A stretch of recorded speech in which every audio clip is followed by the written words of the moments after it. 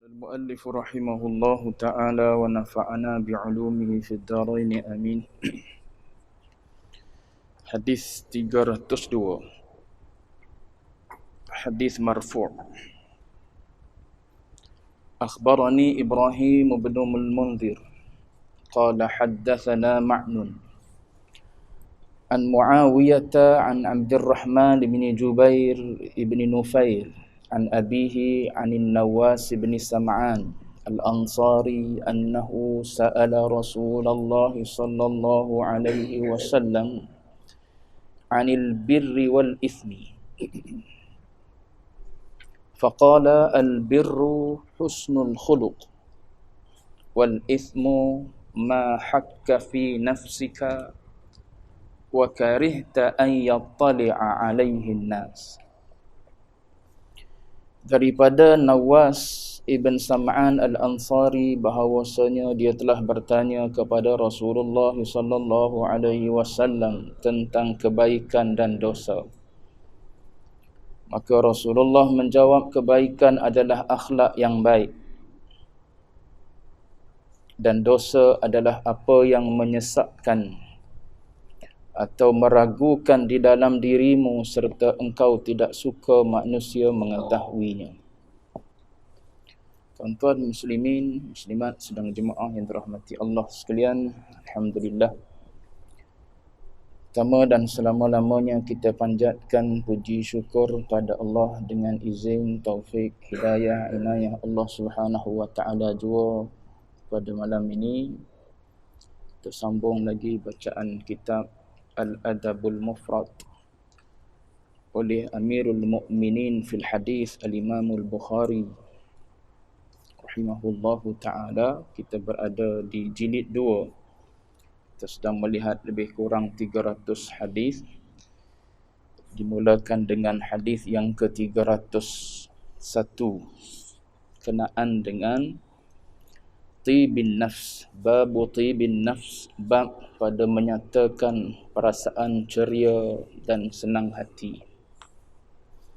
Ada ulama yang mengatakan bila mana kita membaca kitab Al-Adabul Mufrad ini dengan harapan supaya seluruh hadis-hadis akhlak yang dihimpunkan oleh Amirul Mukminin fil Hadis oleh Al-Imam Al-Bukhari ini boleh menjadi panduan kepada orang-orang yang beriman kepada Allah. Maknanya hasil daripada kita duk baca hadis-hadis dalam Al-Adabul Mufrad ni, maka kalau tak banyak pun biar ada sikit kesan daripada hadis ataupun perbuatan Nabi itu sendiri. Kerana akhlak ini suatu benda yang besar. Dia bukan suatu benda yang kecil. Bahkan di akhirat, di antara timbangan yang memberatkan timbangan kita di akhirat adalah akhlak. Kalau tuan-tuan lihat dalam surah At-Tahrim, Allah Ta'ala sebut, ya ayyuhalladzina amanu qu anfusakum wa ahlikum nara. Wahai orang yang beriman, kata Allah, tolong jaga diri kamu dan juga ahlikum, ahli keluarga kamu daripada terjerumus api neraka. Abdullah bin Abbas mentafsirkan ayat ini, dia mengatakan addibuhum wa'allimuhum.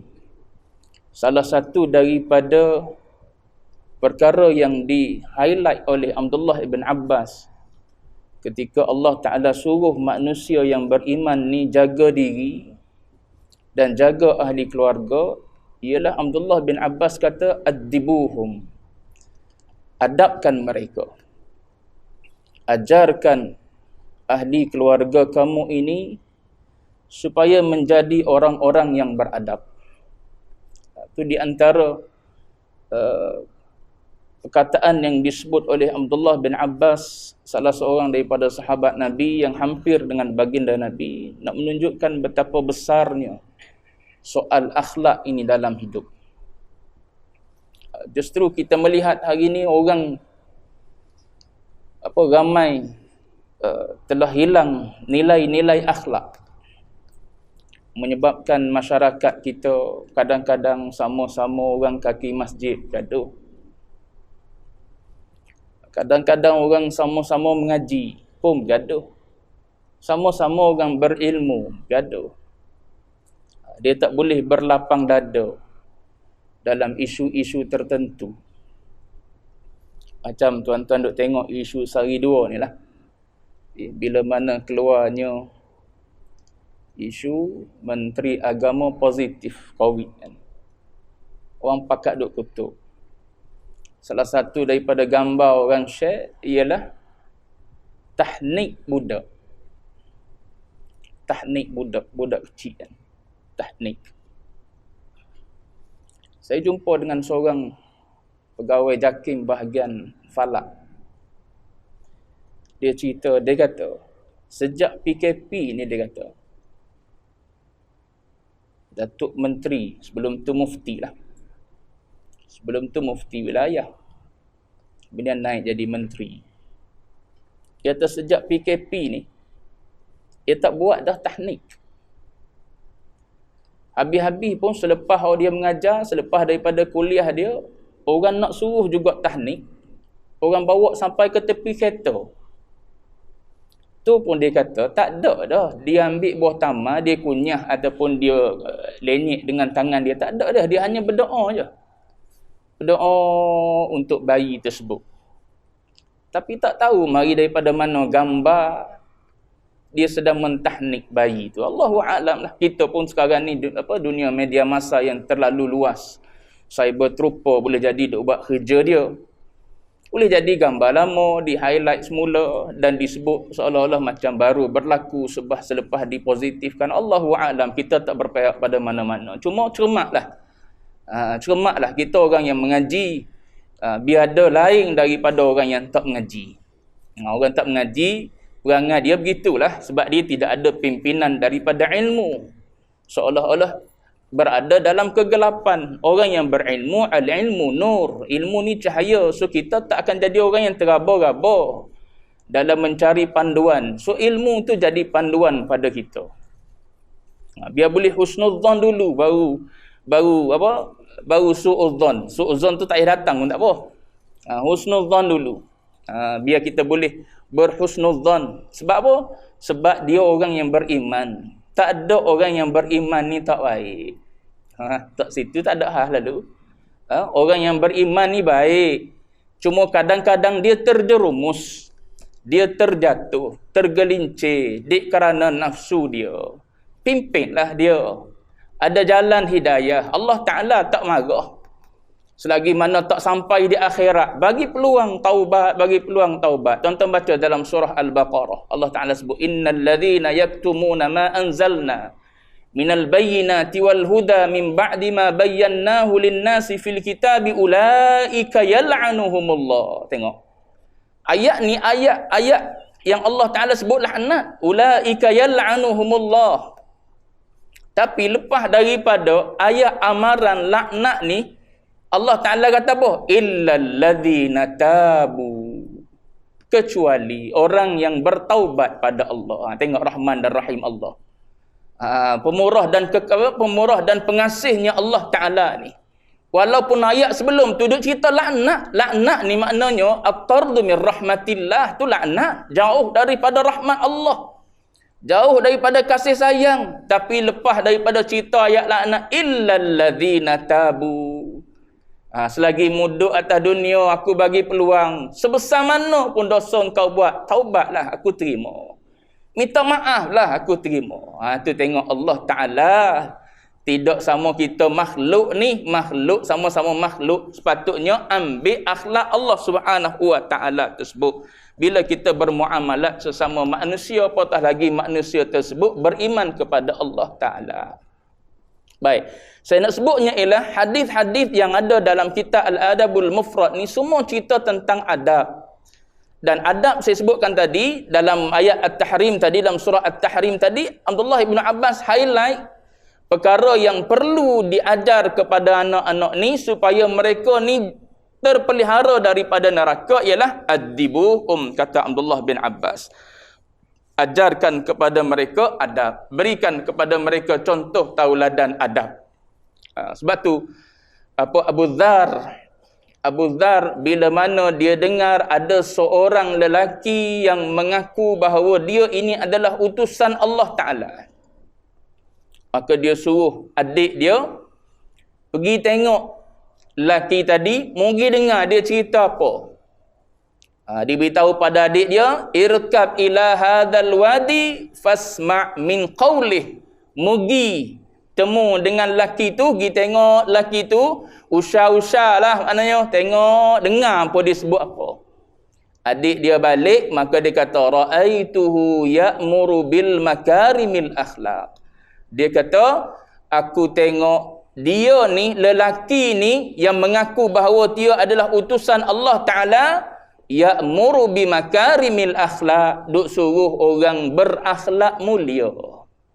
Ini yang Abdullah bin Salam sebut. Abdullah bin Salam ni zaman Madinah dah. Abdullah bin Salam ni ulama Yahudi. Asalnya orang alim Yahudi.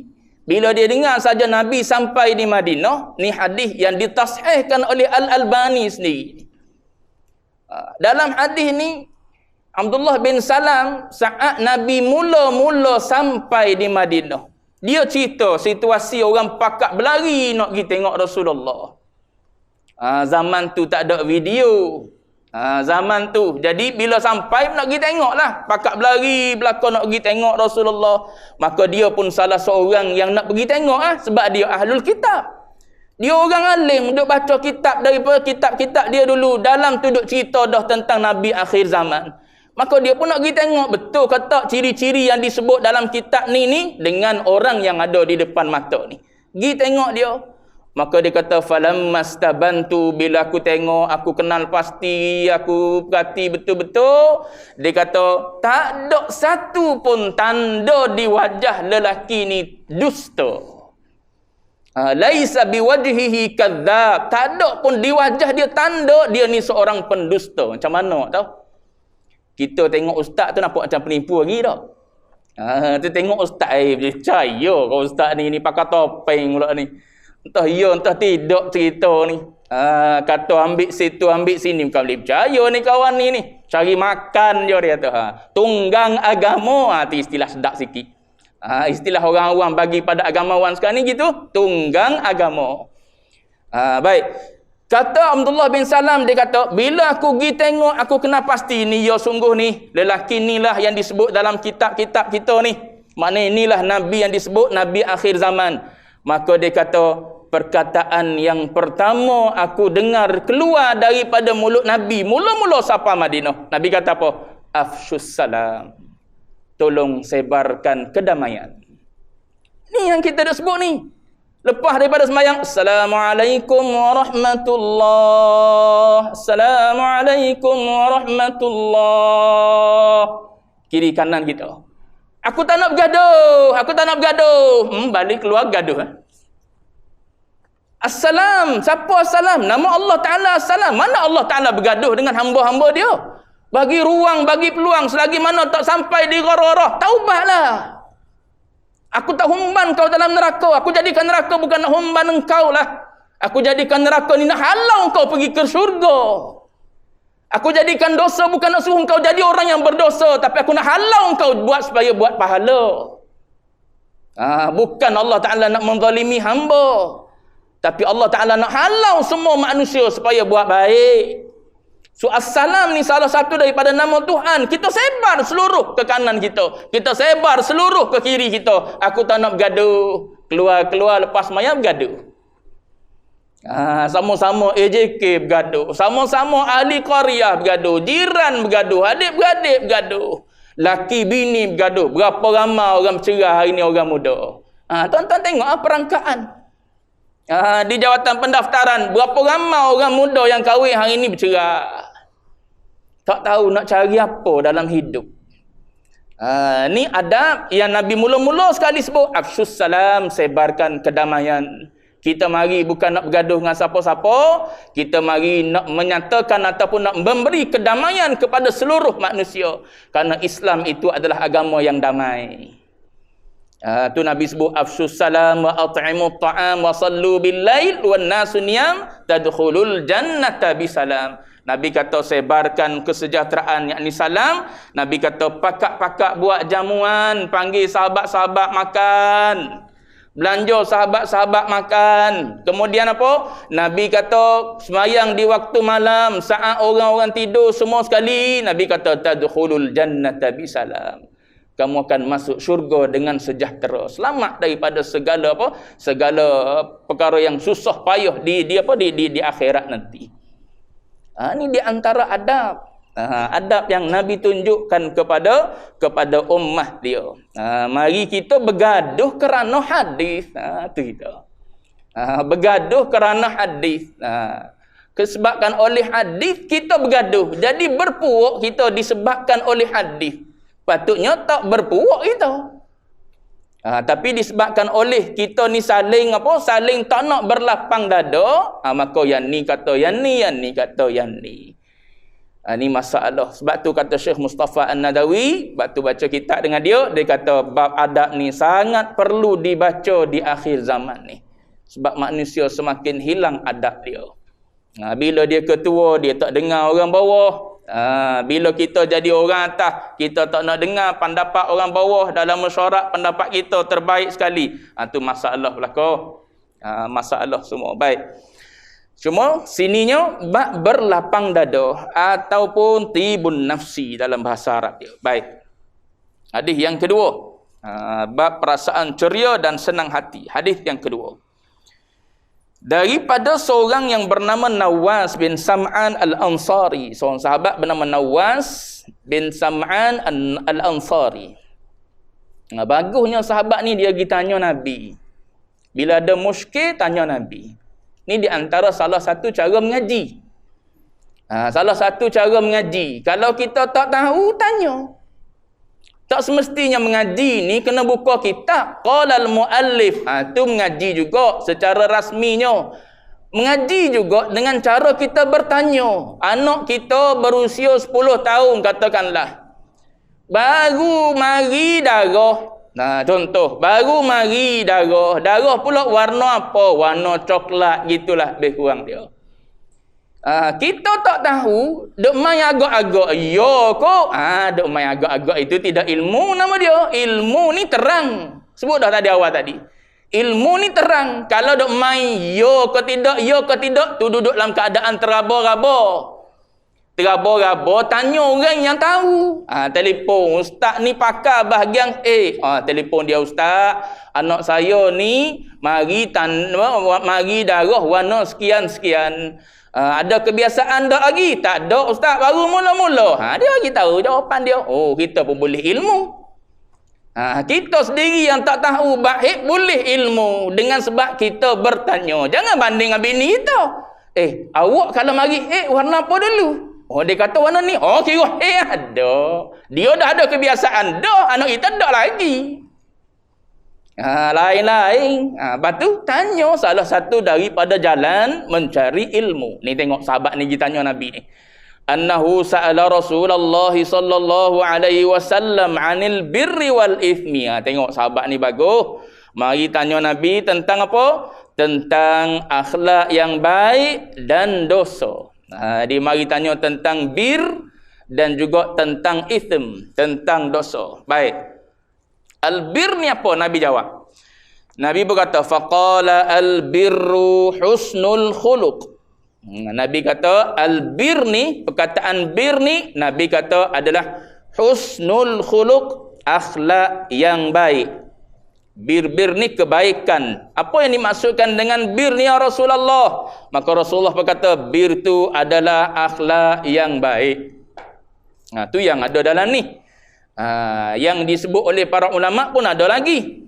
Ulama kata albir ni juga dengan maksud ialah silah, dengan makna silah. menghubung silaturrahmi. Menghubung silaturrahmi. Silah tu pun menghubung dah.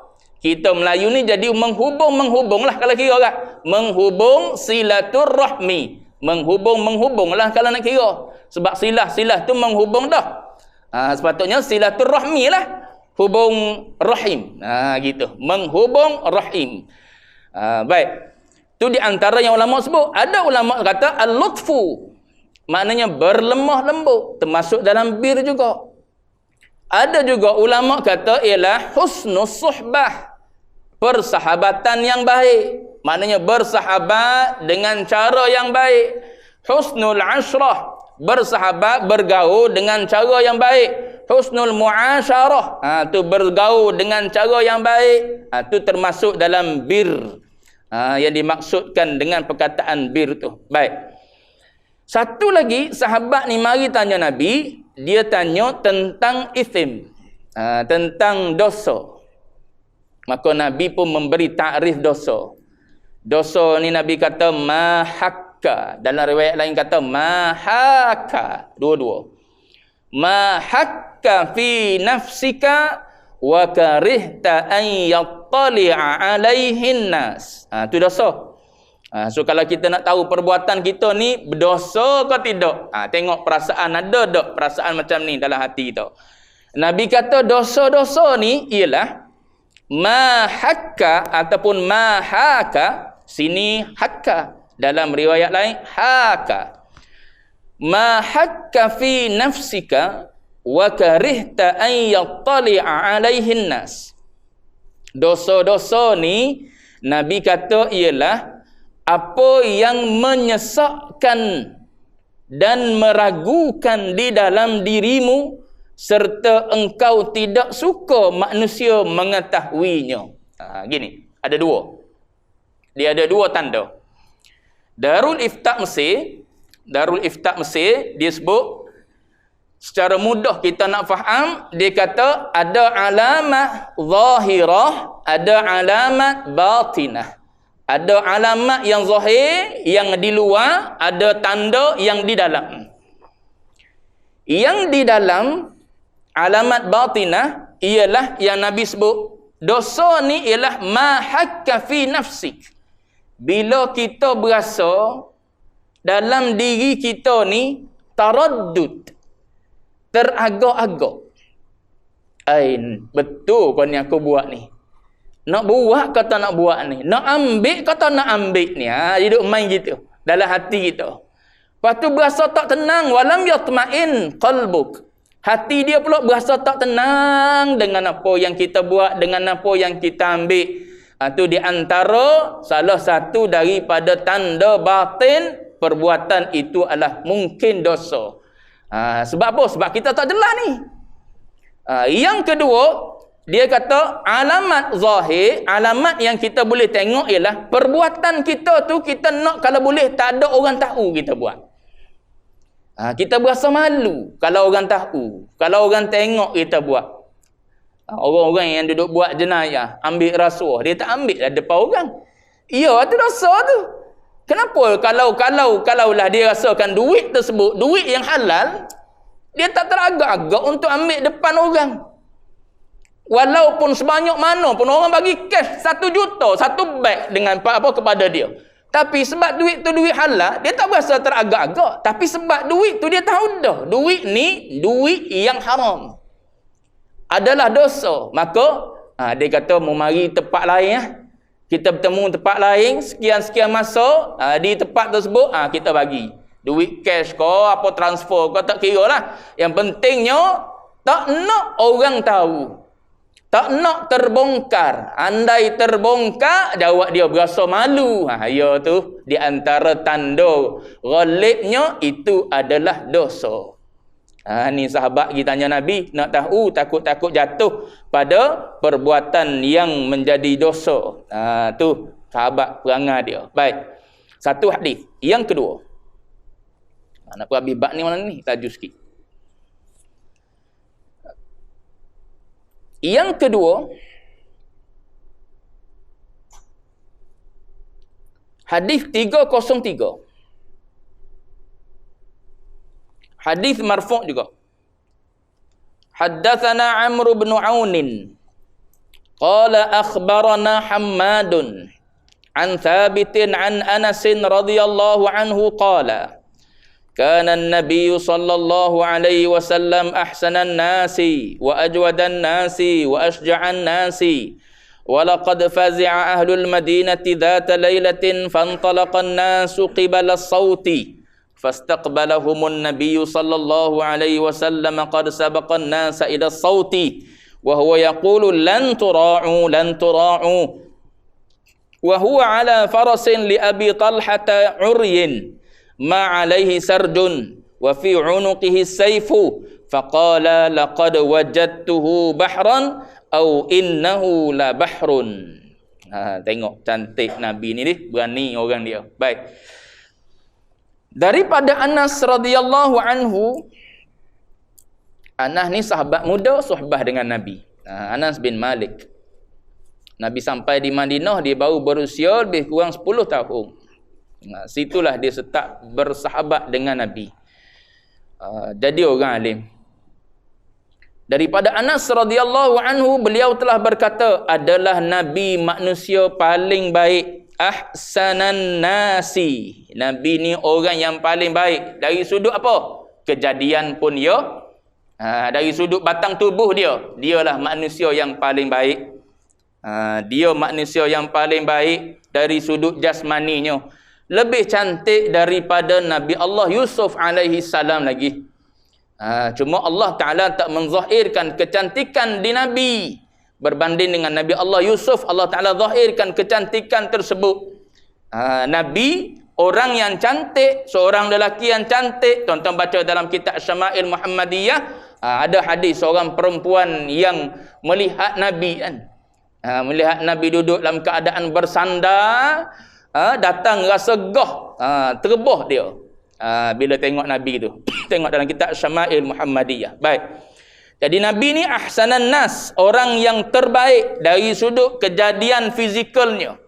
Bukan setakat ahsan tu pada kejadian fizikal, ulama kata pada khuluqan, pada akhlak. Sebaik-baik manusia juga dari sudut akhlak. Dari sudut surah, dari sudut gambaran Rasulullah tu cantik. Dari sudut sirah, perjalanan hidup dia pun cantik. Dari sudut keturunan pun cantik. Dari sudut pergaulan, persahabatan pun cantik. Semua sekali lah kalau nak kira. 100% daripada Nabi tu semuanya indah, cantik-cantik belaka. Tu ahsanan nasi khulqan wa khuluqa. Khalqan wa khuluqa. Kemudian Nabi ni kata Anas, ajwadan nas. Ajwadan nas ni manusia yang paling pemurah. Manusia yang paling pemurah sekali adalah Rasulullah. Tak pernah mengatakan la. Tu saya ingat saya ketika baca kitab ni, almarhum Syekh Husni Genting sebut, Nabi tak pernah menyebut perkataan la pada sahabat dia. Kalau sahabat mari minta apa-apa, Nabi kata tidak. Nabi kata tak boleh. Nabi kata tak nak, tak. Tu Syekh Husni pernah sebut. Dia kata tak pernah Nabi sebut perkataan la. Saya nukir daripada dia ni. Tuan-tuan pergi tanya dia, meninggal dah. Cuma nak sebutnya, Nabi ni bila datang orang-orang yang berhajat, tak pernah Nabi kata tidak. Tak boleh. Dia kata, ni Syekh cerita. Dia kata, pernah sekali dia kata, dia cuba nak beramal. Dengan apa? Dengan apa yang dibuat oleh Nabi ni lah. Dan tak nak kata la kepada sahabat-sahabat ni. Dia kata, pernah satu program dibuat untuk Syekh lah. Untuk Syekh Husni, almarhum Syekh Husni. Jadi ramailah orang nak follow. Orang pakak nak pergi sekali. Orang ni tanya, boleh tak Syekh nak pergi sekali? Boleh. Orang ni pula tanya, boleh tak Syekh nak pergi sekali? Boleh. Tak jawablah tak bolehnya. Boleh. Dia kata tengok-tengok tak muat van. Tu kita lah. Cuma dia kata cukuplah nak beramal dengan tak mengatakan tak boleh. Lah sekali orang lain marilah tolong kawal, awak mari van dia, kereta dia dan sebagainya lah, tolong bawa sahabat-sahabat ni semua pakat nak pergi majlis yang sama. Cuma nak beritahunya, nak beramal ulama ni dengan hadis-hadis Nabi. Tak pernah mengecewakan sesiapa pun. Marilah siapa pun. Tak pernah mengecewakan. Orang ni mari walau saat Nabi tak ada, Nabi suruh sahabat-sahabat dia, ada tak siapa-siapa yang sudi menerima fulan bin fulan sebagai tetamu? Sahabat-sahabat pakat bubuk terima. Ni tetamu Rasulullah. Walau sahabat pun tak berapa nak ada juga, tapi ni tetamu Rasulullah. Nabi tawarkan kepada orang tu, kepada orang ni. Nabi tak pernah menolak orang yang datang. Kita berapa kali dah mengecewakan anak ini tau. Bang, jom kita pergi GPO. GPO tahu? Genting Premium Outlet. Nu atas genting tu, tempat shopping. Tak ada lah atas sangat, naik sikit je, dekat lah daripada tuan-tuan duk pergi Mitsui ke apa, di Sepang tu. Tuan-tuan kan orang kaya, shopping tempat gitu, saya sebut tempat gitulah. Tuan-tuan duduk kawasan orang kaya ni, saya cerita kawasan orang kaya. Baik, bini duk ajak pergi, jom kita pergi GPO. Lain kali, pergi lah dulu, patut pandai-pandai kita autah. Setiap benda ditunjuk, tak cantik ni, rasa ada lagi yang cantik. Lah sekali turun saja, hantu politik. Habis RM50 cukup. Daripada layan dia beli, jawab dia habis 200-300. RM50 minyak lah apa lagi. Cuma jom. Tak ada masalah. Ayo jom. Okay, jom. Gimana? Makan cendol. Jom. Pergi makan cendol semakuk 3 orang pun jadi ya. Cuma memberi orang gembira. Orang seronok. Dia ni tak pernah tolak pelawaan orang ni. Tapi tuan-tuan jangan ajaklah saya minum. Saya memang tak minum lah. Tuan-tuan jangan ajak. Baik. Mana tadi? Ajwadan nas. Nabi ni orang yang apa? Orang yang sangat-sangat pemurah. Baik. Wa asja'an nasi. Nabi ni orang yang paling berani. Orang yang paling berani. Depan tu dia cerita Nabi orang yang paling berani. Baik, dia nak cerita Nabi orang yang paling berani. Walaqad fazi'a ahlul madinati. Satu malam ahlul Madinah ni dzata lailatin fazi'a. Satu malam penduduk Madinah ni dikejutkan dengan suatu peristiwa yang menakutkan. Apa benda yang berlaku ni? Bunyi suara. Bunyi suara. Fantalaqan nasu qibala sauti. Lalu orang Madinah pun ramai-ramai pergi menuju ke sumber suara itu. Kemudian bila mana mereka ni dalam perjalanan nak pergi ke tempat suara tu, fastaqbalahumun nabiyyu qad sabaqan nasa ila sauti. Rupa-rupanya kemudian mereka ni disambut oleh Nabi yang telah mendahului mereka menuju ke sumber suara itu. Maknanya Nabi gida. Nabi siapa dah situ? Mereka ni baru nak pergi ramai-ramai. Marilah kita kumpul ramai-ramai pakat pergi tempat tu, tempat bunyi tu. Nabi pergi dah seorang-seorang dia. Beraninya Rasulullah ni seorang-seorang dia je pergi. Baik. Tu yang Allah Ta'ala kata wallahu ya'simuka minan nas. Dan Allah Ta'ala jamin jaga engkau daripada kejahatan manusia. Tu selepas tu ayat tu Nabi kata tak payah jadi bodyguard dia lah. Sebab apa? Allah Ta'ala jamin jaga. Baik. Jadi Nabi ni balik dah. Orang ni baru nak pergi ramai-ramai. Nabi balik dah. Kemudian Nabi kata apa? Lan tura'u. Tak payah takutlah. Jangan takut. Kalian jangan takut. Pada ketika itu baginda berada di atas seekor kuda milik Abu Talhah. Pada masa tu wa huwa ala farasin. Nabi berada di atas seekor kuda milik Abu Talhah. Kuda tu pula uryin dia kata. Uryin ni maknanya tak ada pelana. Tanpa pelana di atasnya. Lepas tu dia sebut pula ma alaihi sarjun, tak ada pelana atasnya. Tu dia ulang. Untuk mentaukidkan, menegaskan kuda tersebut tak ada pelana. Dan Nabi duduk atas kuda tu wa fi unuqihi saif. Pada leher Nabi tergantung pedang. Tengok pendekar. Bukan pendekar musta ni. Pendekar tapi kalau kita lari dulu kot. Ada orang tua dulu kan. Kalau sembang orang tua dululah. Tuan-tuan orang muda tak sempat dengan zaman Jepun. Saya sembang orang tua dulu. Ada orang tua dulu cerita, waktu mula-mula Jepun masuk kan, Kelantan lah. Waktu mula-mula Jepun masuk ni, kadang-kadang si suami ni lari tak tahu ke mana dah. Keluar daripada rumah, lari masuk dalam hutan. Yang tinggal dalam rumah waktu Jepun naik satu rumah ni ialah bini dengan anak, duk jaga anak. Nak lari ke mana anak, ramai dia tu. Kita ni duduk dengan anak lah dia tu. Tawakal lah pada Tuhan dia tu. Ni cerita orang tua dulu. Anak ramai, anak bawa anak ramai-ramai. Macam mana nak lari masuk hutan? Ayah dia lari pas ke mana dah. Tu takutnya Jepun ni. Sebab apa? Sebab Jepun ni penampar kapik. Kalau ya Tuan Guru pernah sebut. Jepun ni style dia penampar kapik. Tuan-tuan tahu penampar kapik? Kapik pam, dua-dua telinga tutup. Bengang kepala rasanya. Kalau kena gitu. Jadi nak sebutnya ialah kita ni orang penakut. Nak pergi masjid seorang-seorang takut. Subuh-subuh nak keluar pergi masjid, tak berani ya. Kada anjing, macam-macam duk main dalam diri kita. Ngan anjing pun takut, ngan bayang-bayang sendiri pun takut, ngan hantu pun takut juga. Orang duk buat cerita hantu, kita jadi takut dengan hantu. Nak naik main jenazah sebelah tu takut juga. Sebab apa? Kan jatuh keranda ni. Tu terpengaruh terbelakang dengan cerita tu. Takut terbuka lah, tangan dia jatuh, tiba-tiba jatuh atas tangan atas pohon gitu. Sudah dia tu. Tu semua sifat-sifat penakut yang Nabi ajar pada kita, minta lah jauh daripada Allah Ta'ala. Tu di antara yang Nabi ajar pada kita doa tu, Allahumma inni a'udzubika minal jubni wal bukhl.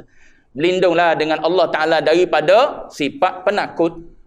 Jangan jadi orang penakut. Baik. Jadi Nabi ni orang yang berani. Di leher dia ada pedang, maka dia kata faqala laqad wajadtuhu bahran au innahu la bahrun. Nabi kata sesungguhnya aku mendapati kuda ni, dia kata sebenarnya seperti laut bunyi dia, kuat bunyi dia. Sesungguhnya kuda ni seperti laut, yakni berlari dengan kencang. Ni kuda ni nama dia Al-Matlub, nama dia.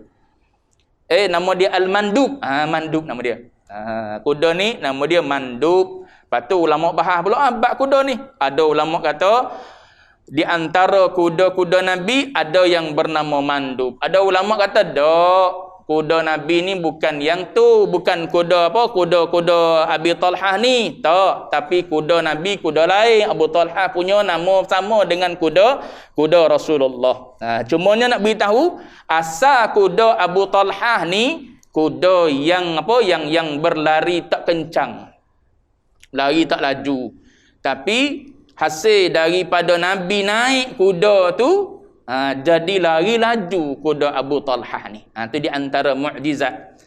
Mukjizat yang yang ditunjukkan oleh Allah Ta'ala. Bila Nabi naik seekor kuda yang asalnya lembab, yang asalnya pemalas berlari, akhirnya kuda tu jadi laju berlari.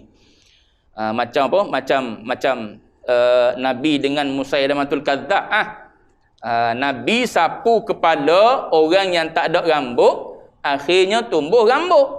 Sembuh daripada penyakit botak. Tak perlu pakai tiong nam ke apa. Kan tiong nam kan orang besar tu duk jual ubat suruh pelebat rambut tu. Nabi usap kepala orang tu, maka sembuh daripada penyakit tak tumbuh rambut. Musailamatul Kadzdzab nak buat juga sebab dia kan mengaku dia Nabi, dia buat juga orang yang ada rambut jadi botak. Tu Musailamatul Kadzdzab, istidraj nama dia. Tu tidak mukjizat. Baik.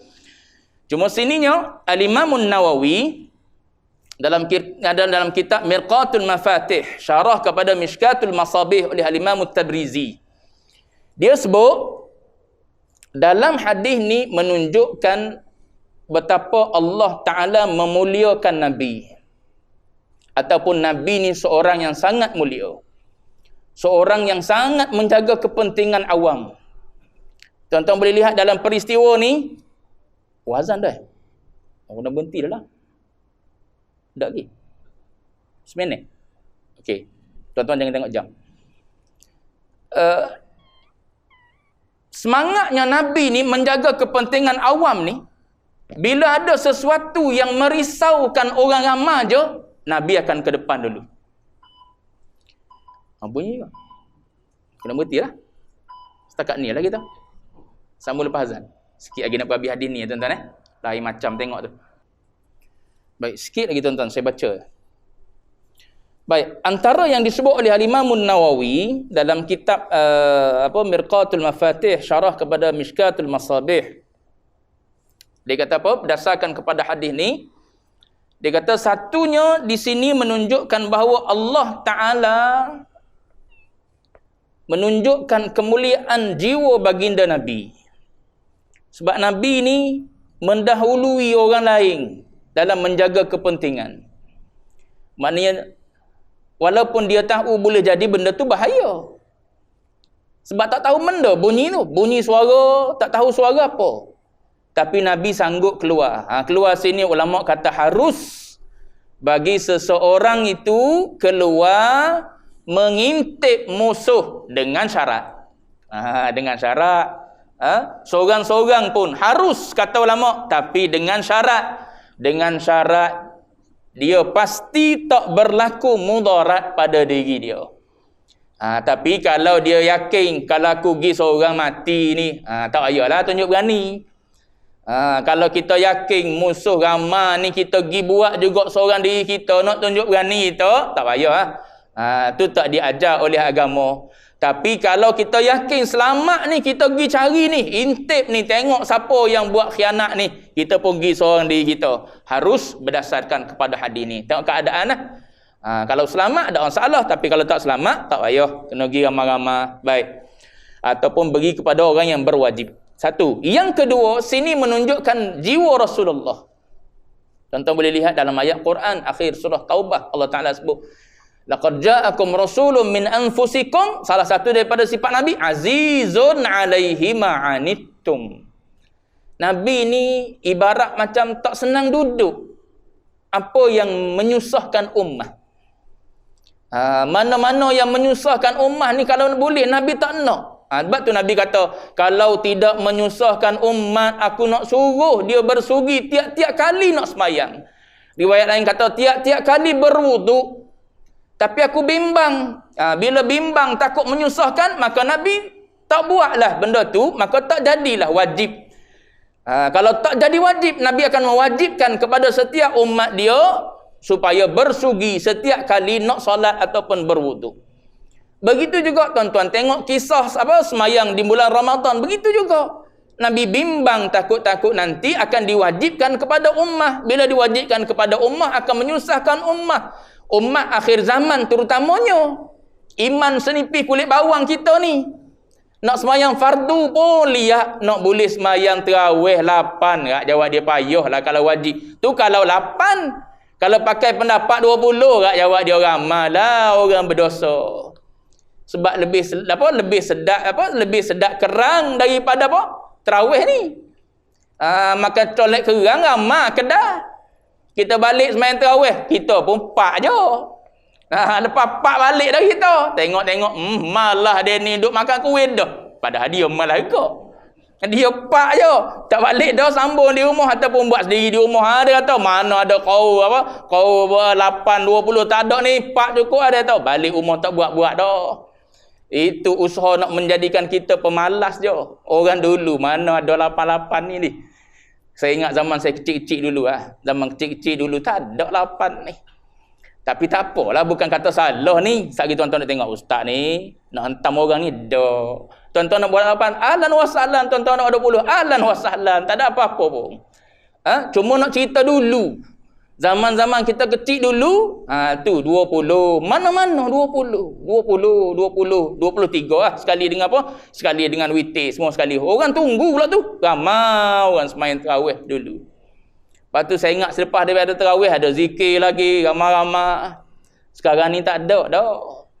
Makin terhapus sikit. Sedang molek lah. Bila ada hujah orang kata mana ada 28 je. Sedang molek orang malah dah. Lepas tu mari pula kata 8 budak. Pak je. Pak sedang molek. Nak tunggu orang kata tak ada terawih ni. Ya. Tu kita nak dengar sekali. Contoh ni tuan-tuan, jangan terasa. Contoh. Sebab tu kadang-kadang apa yang dibuat oleh ulama ni diambil daripada dalil umum yang kita pun tak tahu daripada mana diambil. Baik. Tu kata ambil daripada mulut dia, bukan ambil daripada kitab. Nak tahu kena tanya dia ambil mana, kitab mana. Gitu. Baik. Jadi Nabi ni antara kemuliaan dia ialah azizun alaihi ma'anittum. Dia tak boleh tengok orang lain susah. Tu nak kena ada. Orang alim mesti ada sifat tu. Sanggup tanggung beban ummah. Dia sanggup mikir untuk ummah. Kalau tak boleh duduk dalam keadaan macam tu, tak payah jadi orang alim lah. Orang alim ni dia tengok orang duduk dalam jahil, dia susah hati. Macam mana nak buat? Dia tengok akhlak umat runtuh. Aku nak baca kitab apa? Nak suruh umat ni jadi orang sedar ni. Kalau aku baca kitab akhlak pun orang tak mari masjid surah. Kena macam mana? Dia nulis, dia buat Facebook. Dia nulis dalam Facebook, dia nulis dalam apa, dalam blog dia, dalam IG dia. Tujuan dia nak suruh sampai pada ummah. Dia tak boleh tengok umat duduk dalam keadaan jahil, duduk bertelagah gitu. Tu orang lain dia duduk dalam keadaan mikir, susah. Sebab tu kalau duduk dengan syekh, apa yang syekh fikir ni, kita tak sanggup nak fikir. Dia duduk mikir nak buat pada ummah ni, kita ni yang dengar idea dia tu tak sanggup nak fikir. Sebab apa? Habis benda yang ada pada kita. Sebab apa? Dia didik anak murid dia kata, andai engkau mula, engkau mesti korban. Andai engkau mula buat kerja ni, engkau mesti korban. Bila engkau terjun dalam bidang menyebar agama, mesti korban lah masa dengan anak ini. Mu kena korban lah masa anak ini. Sebelum ni, mu tak terjun dalam bidang ni. Sedaklah duduk di antara maghrib isyak, jom kita pergi situ, pergi sini, bawa pergi sini, bawa pergi situ dan sebagainya. Bila mu terjun dalam bidang ni, jawab dia mu kena korban lah. Tu tuan-tuan tengok agamawan, korban masa kadang-kadang tak duduk rumah. Tu yang jenis tak kira pula. Ikutlah, ada, tak ada. Bagi ambil, tak bagi, tak ambil. Tak bagi, memanglah tak ambil. Bagi sikit pun tak apa, tak bagi pun tak apa. Tu ada sebahagian daripada agamawan. Sebahagiannya. Tuan-tuan jangan buat semua. Buat semua tak harilah dia kuliah sini. Cuma nak sebutnya, Syekh kata, Syekh nasihat anak murid dia, bila engkau mula, engkau kena korban. Boleh jadi kita kena korban duit. Kita kena keluar bukan RM10, beribu-ribu Syekh ajar keluar untuk jalan agama ni. Dia tak ajar sikit-sikit anak murid dia. Dia tak ajar RM10. RM10 lekeh sangat. Mu ada berapa? Aku ada setakat ni Syekh. Okey, lebih lagi aku tampung. Kita ada berapa ribu? Berapa ribu sanggup? Okey, 5,000 je sanggup. Okey, yang selebihnya aku tanggung. Tu dia ajar. Pas kita RM10 pun ketar gegar nak keluar. Ketar tangan nak keluar RM10. Dia tak ajar RM10. Lekeh sangat RM10 untuk agama ni. Tu di antara didikan yang ada bila kita duduk dengan guru-guru. Tu Nabi gitu. Senang tak senang duduk, tengok ummah dia. Tu kalau Nabi duduk di akhir zaman ni, kita boleh bayang macam mana dengan ulama kita ni pun duk mikir umat yang sedang bertelagah ni. Tak tahu nak ke mana umat Islam tu sendiri. Baik. Itu di antara yang disebut oleh Imam Nawawi. Banyak lagi lah Imam Nawawi sebutnya. Tengok dalam kitab Mirqatul Mafatih. Last sekali saya baca hadis marfu' 304, haddatsana Qutaibatu haddatsana Ibnul Munkadir an abihi an Jabir radhiyallahu anhu qala Rasulullah sallallahu alaihi wasallam kullu ma'rufin sadaqah. Inna minal ma'rufi an talqa akhaka biwajhin talqin wa an tufrigha min dalwika fi ina'i akhika. Daripada Jabir radhiyallahu anhu, beliau telah berkata Rasulullah sallallahu alaihi wasallam telah bersabda, setiap kebaikan itu sedekah. Sesungguhnya antara kebaikan itu ialah engkau bertemu dengan saudaramu dengan wajah yang manis berseri, dan juga engkau menuangkan air dari timbamu ke dalam bejana saudaramu. Ini mendahulukan orang lain. Dalam As-Sailul Murajjib, Sailul Murajjab, baca gilah, baca apa pun. Syarah kepada kitab Al-Adabul Mufrad ni, dia sebutkan di sini, dia kata perkataan yang dimaksudkan oleh Nabi dengan ma'ruf ni ialah semua yang diiktiraf oleh syarak sebagai baik. Tu kullu ma'ruf, semua sekali yang diiktiraf oleh syarak sebagai benda baik, maka dia adalah sedekah. Walaupun kita pergi bertemu dengan sahabat senyum je. Tengok sahabat ni senyum, bagi salam. Jumpa dengan sahabat ni senyum, bagi salam. Balik anak kita, bangun, kita berdiri sambut macam Nabi sambut Fatimah kan. Fatimah masuk je, Nabi bangun berdiri sambut. Peluk, cium di dahi dia. Kita tahu nak buat ada anak kita tu. Sebab tu anak kurang kasih sayang, cari kasih sayang di luar. Sebab dia tak dapat kasih sayang dalam rumah, dia cari kasih sayang di luar. Orang luar ada bagi tu. Adik manis. Kita dalam rumah, adik masam. Mana nak boleh lawan? Ikut adik manis tu lah. Adik cantik di rumah, adik hodoh. Tak jadi. Nak kasih sayang penuh dalam rumah tangga. Baru anak tak cari dikasih sayang di luar. Yang penuh, yang lari tu semua sekali sebab kasih sayang tak ada dalam rumah tangga. Ni Nabi ajar. Temu je. Bertemu saja tu senyum dah. Manis dah muka. Apatah kalau kita buat lebih, tu Anas bin Malik cerita, aku tak pernah tengok Nabi masa muka dengan aku. Jeling marah, tak pernah tengok, kata Anas bin Malik, sepanjang aku duduk sohbah dengan Nabi. Tak pernah kata, kenapa kau buat begini? Kita berapa kali dah tengking anak kita gitu. Kenapa buat gini? Kenapa tak buat gini? Nabi tak pernah tanya, kenapa kau buat begini? Tak. Tu Anas bin Malik cerita. Baca kisah Anas bin Malik, temu. Di antara pengalaman Anas bin Malik, sohbah dengan Rasulullah. Baik. Habis dulu bab yang pertama, bab tibin nafsi, akan datang insya-Allah babu ma yajibu min aunil malhuf, bab menyatakan barang yang wajib membantu orang yang teraniaya. Wallahu a'lam wa ilmuhu latam. Sallallahu rabbuna 'alan nuril mubin Ahmad al-Mustafa Sayyidil mursalin sallallahu rabbuna ala nuril mubin Ahmad al-Mustafa Sayyidil mursalin sallallahu rabbuna ala nuril mubin Ahmad